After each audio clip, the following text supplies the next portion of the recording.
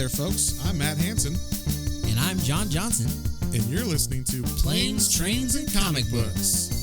The podcast where we discuss favorites we've reread, comics we want to read, and everything in between. And here's the comic we picked this week. Well, hello there. Welcome back. Yeah. Another episode of Planes, Trains, and Comic Books in the history books. Yeah, so how was your week this week, John? Good. Were we supposed to read something? We were. We were supposed to read something. I don't remember what it is, but no, I'm just joking. This week we read X-Men Days of Future Past, and not just the one issue, which we found out was actually just one issue is named that. It was the whole trade, which had about 6 issues of 6 issues. Filler. I don't know if you call it filler. It's setup in association with similar and the same characters, but yeah, some of it definitely didn't seem like, especially because there was stuff afterwards, the main story, and then you're like, well, what? Where's the resolution? Yeah, nobody's going to talk about this? So we're just going past the whole future travel. Kitty Pryde was old Kitty Pryde for a while and stuff. So it was a weird. Oh no, it's not a weird. It was interesting and also very nostalgic. Yes, it felt. I wanted to hear the like every time I turned on a page or whatever and turned a page. I just listened to the theme on loop while I read it. On loop the whole time. Yeah, that's what I should have done. I didn't think about that. I tried to download the actual song, couldn't find it. There's nowhere where it's at the actual original. Because they have, Metal Guy plays all 90s tunes or like animated themes. I don't want that. I want some Shredder playing it. I want the original crappy MIDI guitar sound. So yeah, it was very like nostalgic in that way. It made me remind me of the animated show from the 90s, but missing some of the 90s characters because this comic was written in like 1980. Yeah. So it was pretty, it was different, but it had the same feel as the 90s cartoon because that cartoon took a lot of storylines from this Chris Claremont run. So the Chris Claremont was the writer, and he's like, you would know him. He's the writer of everything good that was from X-Men in like the 90s cartoon, in the movies, like Dark Phoenix, Wolverine's history, all that shit, like Weapon X, all that stuff. That's all Chris Claremont, all cool stuff. From what I understand, I haven't read like all of it, but I've read some of it. And then the art was John Byrne, who's a great classic creator, great artist. So everything was like pretty solid. Yeah, all of those character designs, like that looks like exactly how it looked exactly how it should look, and that's why I also was nostalgic because I was like, oh, that's great. It looks just like it should.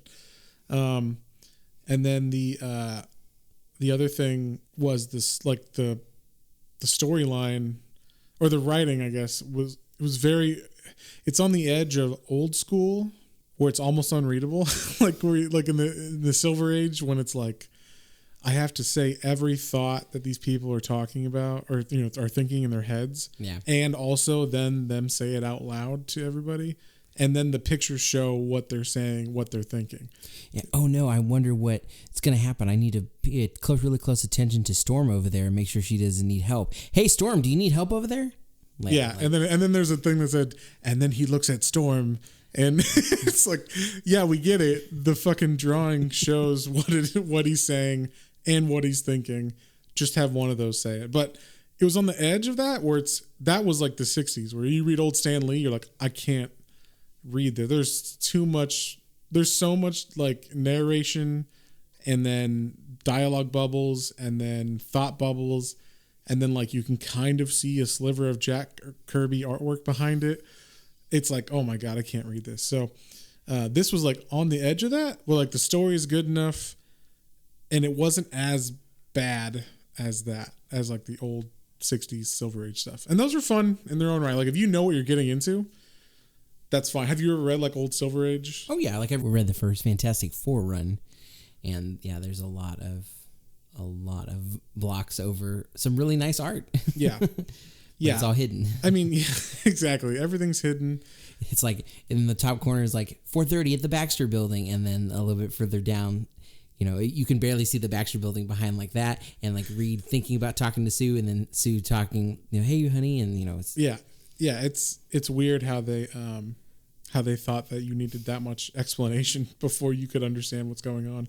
So this was like on the border of that, but it was enough. It was like just a little too much, but not annoyingly so. Yeah, it had moments, but in general, I thought it flowed very well. So. Yeah, and also like you can pick which one of the, you're like, I get it. I'm just gonna read the thought bubble and then the voice instead of the narrator also saying stuff. But the weird thing about this trade, because I thought it was like the whole trade was going to be this epic storyline, but Days of Future Past is only one of those issues. Yep. And it's the whole storyline of Days of Future Past in this one issue. Now, that issue was pretty badass. And I guess they were like, this needs to be in a trade, but we can't just put one issue in a trade. So let's make it about Kitty Pryde and her whole run. So basically the first 4 or 5 issues is kind of the introduction of Kitty Pryde. And it's actually, I think it's like all these issues are concurrent like with each other. So yeah, they all flowed together still. So well, but I mean, the storyline was actually like this was happening exactly as it read. Like it wasn't skipping around years or anything. I think it was like issue 139, 140, 141, 142, 143, and then Days of Future Past was 144 or something like that. So it made sense, like everything that was going on in those issues. But it was like, why do we care if they're visiting hell or what? Like it was just really random. The first issue was like, they're visiting hell, and then the second issue was like, we're gonna go to Canada to visit Alpha Flight, and then when they do that, they visit. Or the Alpha Flight is another Canadian X-Men, basically. Yeah. So pretty much useless. Oh, hey, now you don't know. No offense to any of our Canadian listeners. Yeah. Alpha Flight. None of you. None of you listen. They don't have internet up there, dude. I don't know what you're talking about. They're fishing or looking at moose or whatever they do up there. Yeah. So the issue itself was pretty awesome. I know. You saw the movie, right? The live action. My background, like I watched a lot of the X-Men cartoons, obviously in the 90s, and I read some X-Men back then. But I can't say for sure, all of them. Like I don't remember all of the main story points of it. I do know enough that I know, enough of the X-Men characters to get me by. But yeah, my main background on this story was the movie, which I take with a grain of salt. I know that they pull elements in those movies. This story was nothing. Yeah, and then after reading the story, I was like, oh wow, that movie was not the same thing. I mean, same premise of we have to go back in time to stop someone from assassinating a senator. But that's it. Like the rest of it was like, oh no, none of this is from. Yeah, none of the same. Like half the same people aren't doing. It was wild. Kitty Pryde was in it, right? Wasn't she? Yeah, she's the one, but she's the one who helps send them back. She's not. Oh, that's right. She's not the one that goes back. Wolverine is the one that goes back. Well, because they know what their bread and butter is, and that is Hugh Jackman. Hugh Jackman, please take your shirt off. Wait, was Hugh Jackman in that one? Yeah. Oh, he was. Okay. Yeah, he's he ties the old X-Men movies and the new ones together. See, I watched it, but it was so long ago, I forgot. I think it's the best one of all of them. But anyway. Yeah, that makes sense. But then also the 90s animated cartoon, I was like, I wonder if they did a remake of this, and they did. I have the DVD of it, and I didn't get to watch it before we did this podcast, but yeah, we should totally check that out sometime. But it's probably closer, but I do know it's not the same cast, right? Because in this one, they had Colossus, they had Nightcrawler, and they had Kitty Pryde, but they did not, and they had Wolverine, but he was in his Frank Miller 80s costume. Yeah. So he didn't have the yellow and the classic Wolverine. Yeah, the multi-brown. Yeah, this was like a dark brown one. But in the show, I guarantee Gambit's there. Oh yeah. And and with the new Jim Lee designed costumes from the 90s comics, I'm sure they all had pouches and belts and straps and all that stuff. So yeah, this one was interesting. Oh no, you were saying that the last issue, because so after this the Days of Future Past, there was some random issue that was like, oh, they go to the island and there's Sauron, the pterodactyl man or whatever. Yeah, I had to make sure I was. Wasn't the issue the one trade. That was like a monster in the mansion, or was that one before it? I'm trying to remember now. I thought the monster in the mansion was the one after. Maybe I'm wrong. Maybe it's the one right before. But anyway, there's another issue in it where there's like a alien, I guess, or like a demon from another dimension comes, and Kitty Pryde's left in the mansion by herself on Christmas Eve, and it was supposed to be a surprise. Like they're like, "You stay, you're that too is young." the last one. It's the Christmas. That's the last one, right? Yeah. So this is the one that comes directly after this issue of X-Men. Has nothing. Yeah, here's Days of Future Past in all its glory. Okay, anyway, so Christmas story. Christmas story. So I don't know why they set it up like that, but they did. And this was basically just a Kitty Pryde trade paperback. It was like the introduction of Kitty Pryde, a really good issue that just happens to be in the middle of that everybody likes, and then the Christmas issue. So I think they were like, let's call it Days of Future Past because this will sell, and Kitty Pryde trade won't. So not necessarily that it wouldn't. People love Kitty Pryde. She's a great character.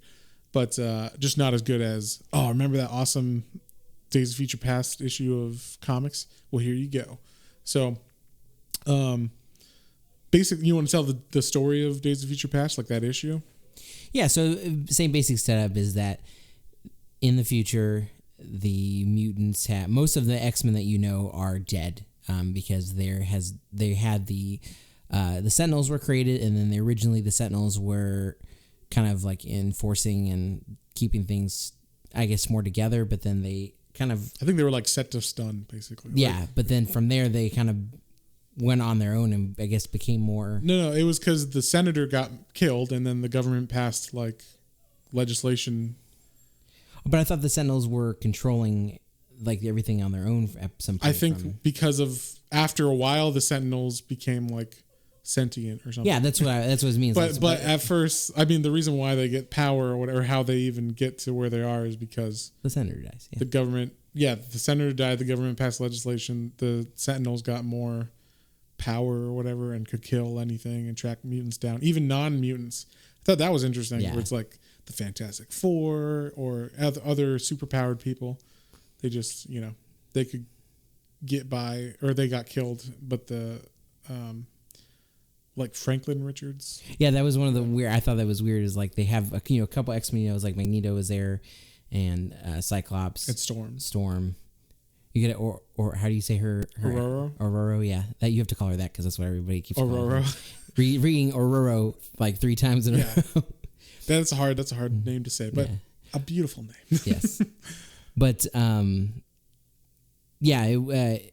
it was interesting to see that. Yeah, and then Franklin Richards was part of it. Yeah. I was like, oh, okay. I think he was just there to die. Yeah, basically. They're like, who can we kill? Let's put the Fantastic Four kid in this, but he's like 40 now, and he could die because no one cares about him in the X-Men comics. So basically, it's a post-apocalyptic world in the future. Yeah, they all the ones that are remaining now, if they're alive, they have these little collars that inhibit their powers, so they really can't do much of anything. But all the X-Men, for the most part, that are still alive, are get together and they're figuring out a way to, because they're being hunted down now.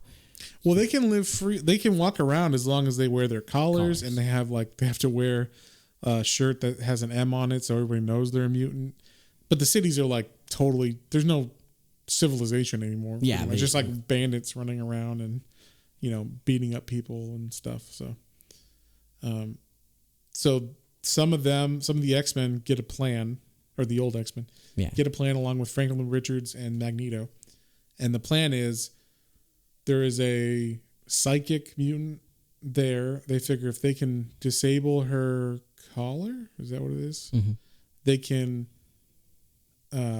have her send Kitty Pryde as an older woman, like a 35-year-old woman, back in time into Kitty Pryde from the past. Yeah. Oh, let me put it in context of time frame. This is the apocalyptic year of 2013. Yeah, 2013. So it's 7 years ago. 7 years ago.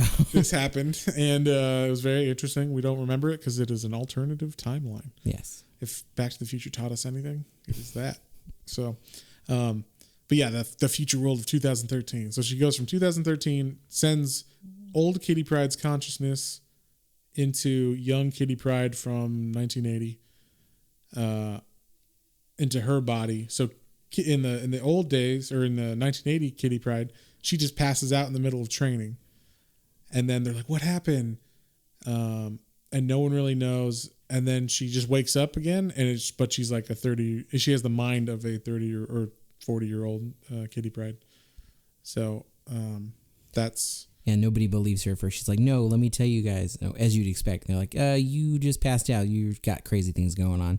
Yeah. So it's not until they meet up with Xavier where she's like, no, Xavier, look in my head so you can see everything I've seen. And he does. And he's like, oh, crap. Yeah.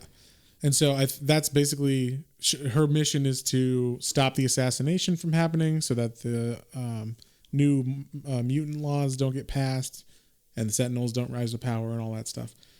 But I was surprised how like brutal the Sentinels are, just like killing people. Yeah, the cover of this issue literally says, in this one, everyone dies. And it's like, okay, yeah. But I mean, pretty much. Marvel's just like, no, that's really what happens. No, fucking Wolverine. Yeah, his death was the craziest. Yeah, so there's an older Wolverine, right? And he's got like gray hair and stuff.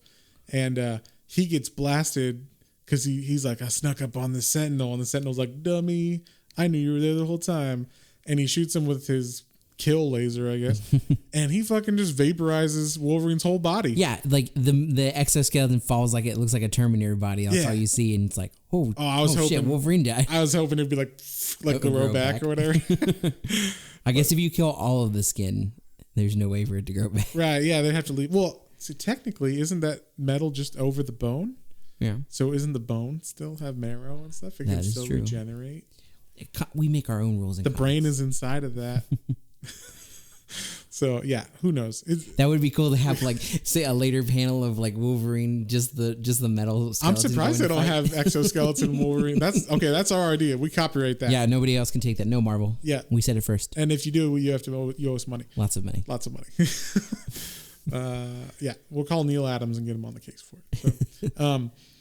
So, so that's basically the story. Is just her trying to make sure the Brotherhood of Mutants, who's now instead of run by Magneto, is run by it's still Mystique's still bad. Mystique is still running it, but I like the cavalcade of characters for that. It was the Blob, Pyro, and then Destiny. I was not familiar with, but I guess she knows she's called Destiny because she can see the future and know people's destinies. Mm-hmm. And Avalanche. I never heard of him. I hadn't either, but apparently, like he can touch or like use some of his mind a little bit, and like if he touches something or thinks of something really hard and it's close to him, he can make it like it's all crumbling and an avalanche is starting. It's in free fall of an avalanche. It's the dumbest character. The Blob is the only character I'm like, I know who that is. I mean, Pyro was in the movie, but his costume was so lame. It was not. Yeah, it was the lamest thing I've ever seen. And then, and of course, Mystique was there. So basically, they just have to, once they believe Kitty Pryde, they stop. They have to fight the Brotherhood of Evil in the middle of like this. It was weird because they said it was in the Pentagon, but then they were doing like a meeting and like it was like it was at Congress inside because there's all the senators and everything at a board or inside like this chambers, and they're testifying. But it said it was in the Pentagon, so I don't understand why it was there. It's a big room in the Pentagon. You don't know how many floors they have in the Pentagon. I don't know. No one does, John. It's true. The Pentagon. But yeah, so the Brotherhood of the Mutants attacks while they're doing like these mutant testimonies, I guess, in front of Congress to try to either ease up on mutant registry or whatever, or mutant laws, or make them harder. They're trying to prove the point of who should do what. Yeah, so the senator is there, and he's arguing obviously for these stricter laws, and then Charles is there with Xavier's there, with who's he there with? Goodness, I don't know. His caretaker. It's not. It's not Jean Grey. It's not Jean because she just died. The first issue of this we forgot to say was a basic full rundown from issue 1 of X-Men to what just happened issue before. Oh yeah, they spoon fed you hey, you like X-Men but you've not read anything? It's okay, we'll take you through it. The best thing is it's like, okay, so here's the X-Men, and they had, Charles Xavier got 7 kids, and there were these people, and they were mutants, and he trained them. And then the Shi'ar just does like this epic space battle in like 20 pages. It's like, remember when all that happened? It was so much information just shoved at you. Like, they'll understand this, right? That'll catch them up. I'm like, no one, and it had nothing to do with the 5 issues or whatever. So, Well, the only thing is Jean Grey died, and then the reason Cyclops isn't there is Cyclops is like, I'm taking a break. Yeah, and so that like they could have just said like in the last issue, Cyclops took a break, like, but the first issue just had to explain all of X-Men lore for the last 30 years, or no, at this time it would have been like the last 20 years, and yeah, so Cyclops was on a break, so he wasn't there. I can't remember who it was. It might have been Storm. Oh, Storm's the leader now, yeah. Yeah, it might have been Storm that was with him. I don't know. Oh, no, Storm comes in later. I don't remember. Okay, so someone was with him. Who cares? Yeah. Someone was with Xavier in Congress. They're testifying, and the Brotherhood of Mutants attacks. Yeah. You know, they're trying to kill the senator, and then X-Men come, and they're attacking, and everybody's like, we can't tell the difference between the good mutants and the bad ones. And so the government sends the military in, too, to fight, and they're, like, shooting Colossus. And so this team, by the way, this is, like, I guess after the Dark Phoenix saga, the team is Colossus, Kitty Pryde, Nightcrawler, Storm, and Wolverine. Am I missing anybody? And the psychic was Sprite? No, Sprite is Kitty Sprite Pryde. is Kitty Pryde. Yeah. They don't give her that name for very long. No, they don't. I think that's it. I'm pretty sure that's it. But yeah, like, so that's the team that's fighting now, and so the government's like shooting Colossus, and they don't know. They're dumb, I guess. So they end up beating the Brotherhood, and they beat them, and then it just kind of was crazy. While this is going on, you'd also, because it's the Days of Future Past. Oh yeah, it's showing what's going on in the future. It shows what's in the future, and in the future they have a plan. They're going to break into the Baxter Building because the Sentinels have taken that over because all the super technology there, and they're going to break in and I guess kill the main, how the Sentinels can track everything, and hopefully that will stop them, at least slow things down while Kitty's in the past trying to fix things. Maybe they'll be able to rebuild if the Sentinels aren't there to kill them all or whatever. So they break in and they just start dropping like flies. Yeah. Like they might get one Sentinel and then like, yeah, 10. We got him. And then bam, like someone dies. Like Storm gets like a javelin, like some kind of spear. Oh yeah, she gets shot with like a spear right through her chest and like bam, she's dead. Yeah. So pretty much they just murder everybody. I was when they killed Wolverine, I was like, what? And then I remembered, oh yeah, this is like a future story, so it's not really in continuity like that. That happens in the future, not right now. So, but I was like, oh, this is like a badass. Like they're just gonna go all out since it's not really. They're never gonna have to go back to it. So they're doing that, and pretty much everybody dies. And they had already said like, well, we don't even know if that's gonna change our world. If she succeeds, it might just split off and do another timeline, like Back to the Future. So thank you once again. Back to the Future taught me everything I know about time travel.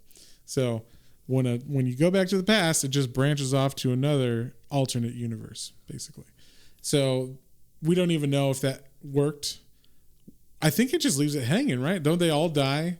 Yeah, they from their end it shows that they pretty much all die, and then it shows Kitty like goes back to. She leaves the body because... Right, and the young one's like, what happened? And they never cut back to Kitty being like, oh, everybody's dead. Huh. I guess it worked. I don't know. Because even if they succeeded... Oh, no, I guess if they succeeded, everything was supposed to go back. It would change back to normal. Yeah, I guess when she woke up in her body, she'd be like, oh, look, everybody's alive around me, like Wizard of Oz or something. I guess you're just supposed to assume that's what happened. Because they never... show you what happened in the future. Did it work or not? I don't know. I guess they didn't want to like depress all the children, like Wolverine's dead. No. But yeah, so yeah, they just have Kitty Pryde wake up and be like, that was crazy. And they're like, yeah, we just fought and then like it's like the senator's like, I guess there are good mutants or whatever. We should have talk more, Charles. Yeah. And then that's it. Oh, but then the end of that episode or the end of that comic, so they're like, oh yeah, the senator's like, okay, maybe, and then it shows like another location, I guess later on down the road in the Pentagon, and they're like, they have a meeting with Sebastian Shaw, right? And they're like, it basically like it's just it stopped that, right? But something else moved that forward eventually. Right. This is like, yeah, it's like the Terminator, like, oh, you can postpone Judgment Day, but like Judgment Day is coming. Exactly. That's how it felt to me, at least. There is no fate but what we make, John. so, and apparently you can't stop those Terminator movies either because they keep coming out, even if no one wants them. As long as Arnold is here. As long as, and maybe even after with that fakening stuff. That's true. That's right. There's got to be enough. If I think of any, just as a side note, of any actors that would be like, yeah, you can use my likeness after they're dead, I'm pretty sure it would be Arnold Schwarzenegger. I don't know. Well, I just feel like that's true. He doesn't have a lot of speaking lines in most of his movies. So, I mean, you could do like a Conan where he's just a brooding, barbarian, and he doesn't have to say anything, but he's all buff and he looks like an old school Arnold. So, we could do that. Anyway, back to the important stuff. So, that's basically this whole issue. It was one issue story. It was solid. It was good. I really liked the issue. What did you think, John? What would you give this one? Yeah, I liked it. Like I said, with all I get the backstory with Kitty Pryde, and that's fun. It was fun. It set it up. Yeah. It set up like, oh, this is exactly where we're at in the X-Men timeline. It could have been a little bit shorter. It could have been, and then the after story is like, I get it. So Cyclops comes back, and there was a weird alien thing, and but it was like, okay, we finished Days of Future Past without really giving you a resolution, and here's another. I think it was more of we had 4 issues, and then Days of Future Past was issue 5, and a trade is 6 issues long. I guess so. Like, this is the next one, and it's around the holidays. So here you go. It was a fun Kitty Pryde story. This is where that's why I said this is actually more of a Kitty Pryde trade than an actual Days of Future Past trade, because there's only one issue of Days of Future Past.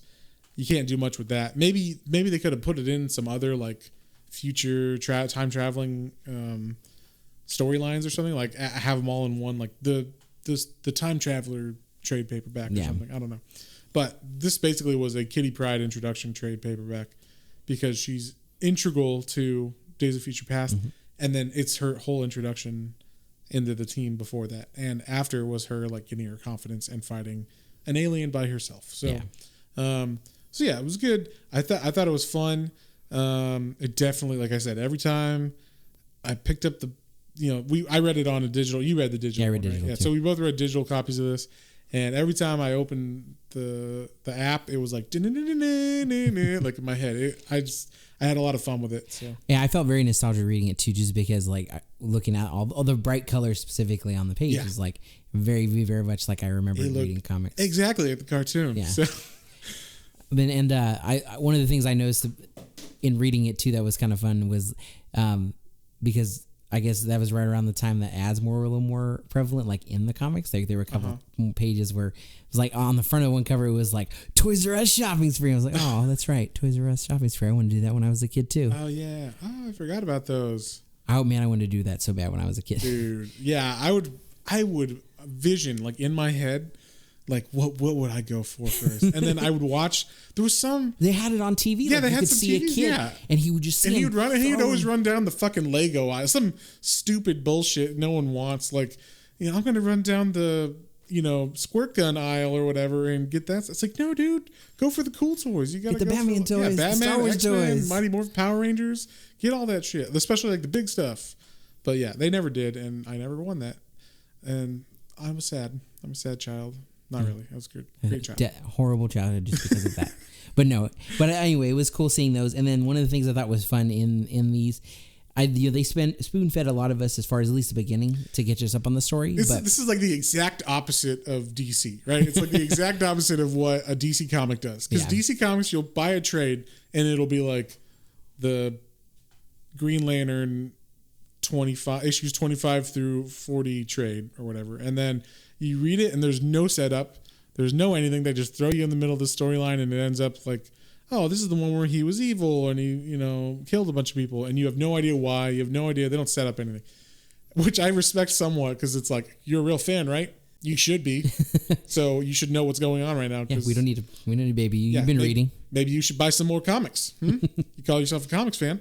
So that's DC. DC's like the uber nerd who expects you to know all continuity of everything. And then and Marvel's like, hey, this is your first comic? Cool. Like, let us catch you up with everything you've ever wanted to know about whatever issue this is. And building on that, that's one of the other things I saw was little, but I like throughout the comic is they're like, it was like little Issues. cliff notes. Yeah, like, hey man, yeah, if you don't believe that happened, well, you should go check out issue 162, man. Yeah. It was crazy. You won't believe it. Jeez Louise. Sign off, Lois. Yeah. Or Lewis. I don't know.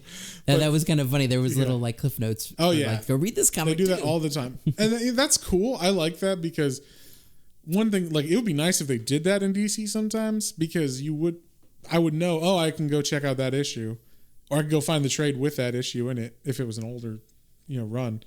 But they don't. Like, you just have to know, oh, yeah, I'm supposed to read like the 4 runs of Superman books from the 90s in order to understand what's going on in Green Lantern now. But they never say that or mention it. So that's the difference between those two companies. Both are kind of fun. After reading enough DC to know certain continuities, I feel like, oh, I'm in the club.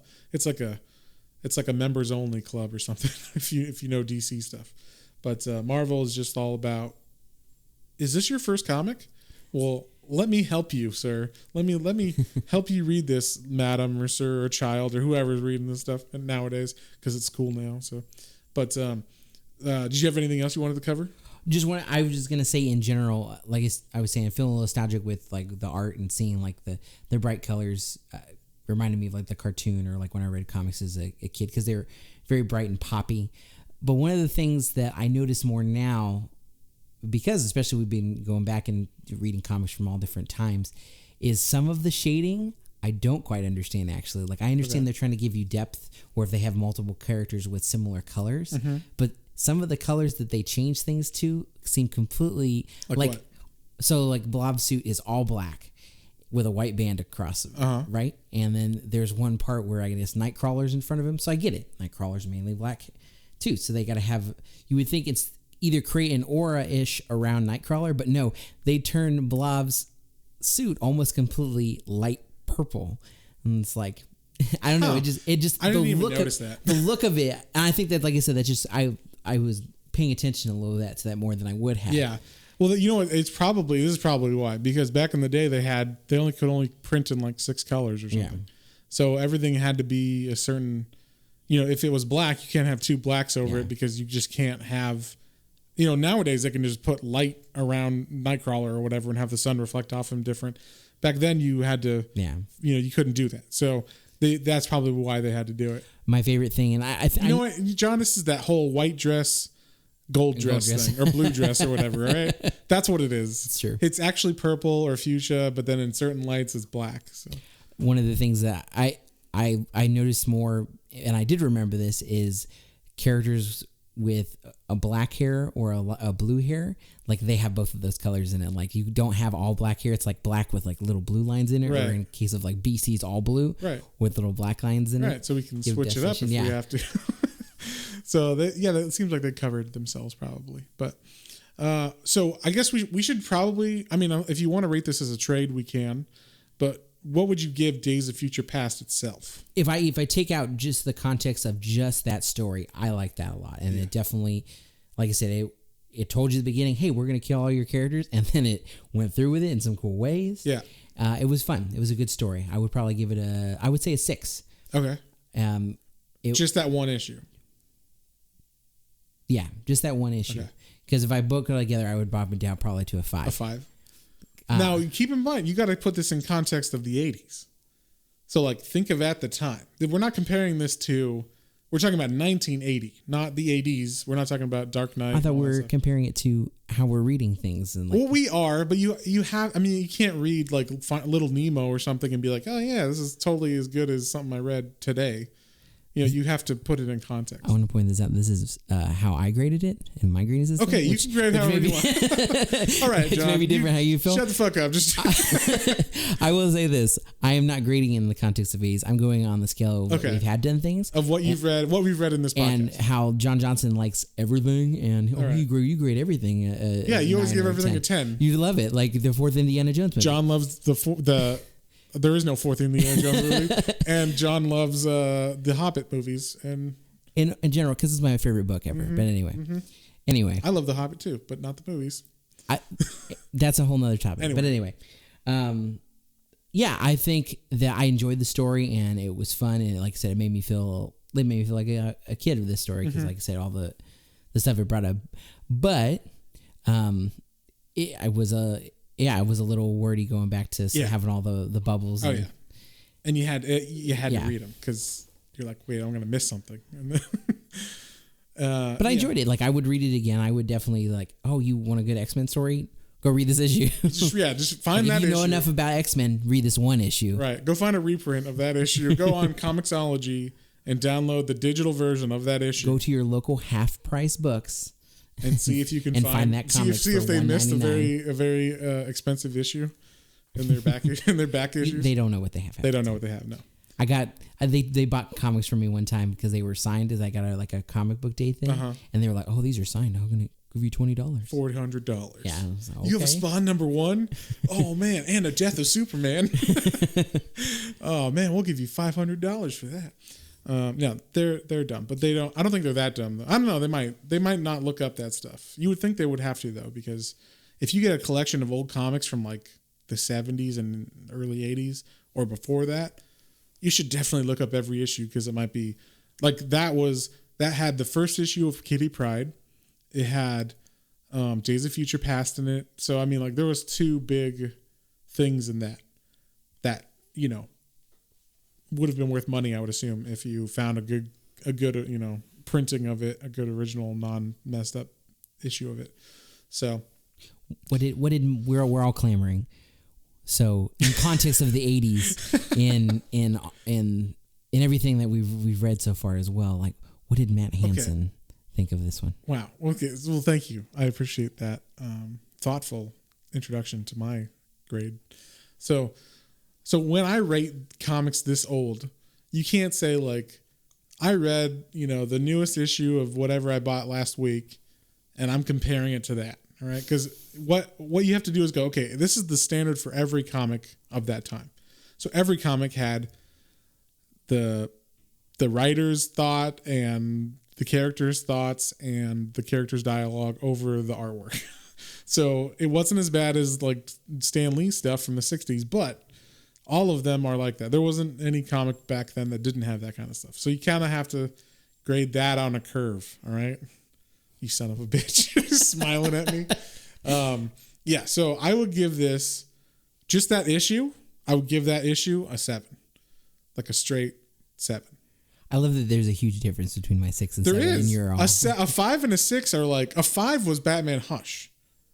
Which I thought that's our lowest graded issue.